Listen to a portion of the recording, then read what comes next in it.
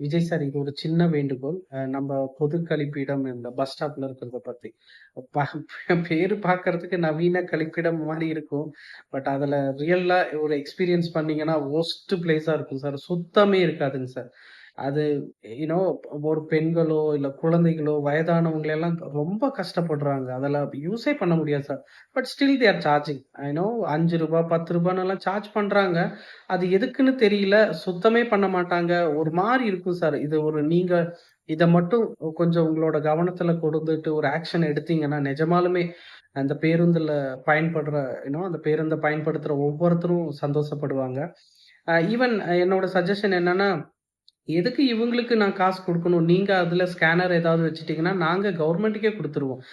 ₹5 இருக்கா? பே பண்ணிட்டு நாங்க கியூஆர் கோட் யூஸ் பண்ணிக்க போறோம். பே பண்ணிக்க போறோம். அது ஒருத்தவங்க இன்சார்ஜா இருக்கிறவங்க பார்க்க போறாங்க. அவ்வளோதான் இல்லையா?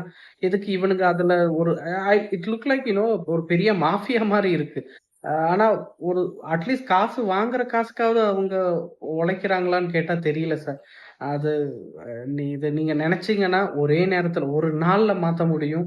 அ அது நீங்க இந்த 40, 50 நாள்ல பண்றத பார்க்கும்போதே அப்படித்தான் தெரியுது.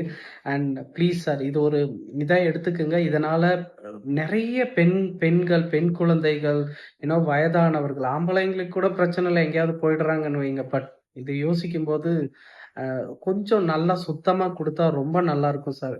அத நீங்க கொஞ்சம் பார்த்து பண்ணுங்க. நன்றி.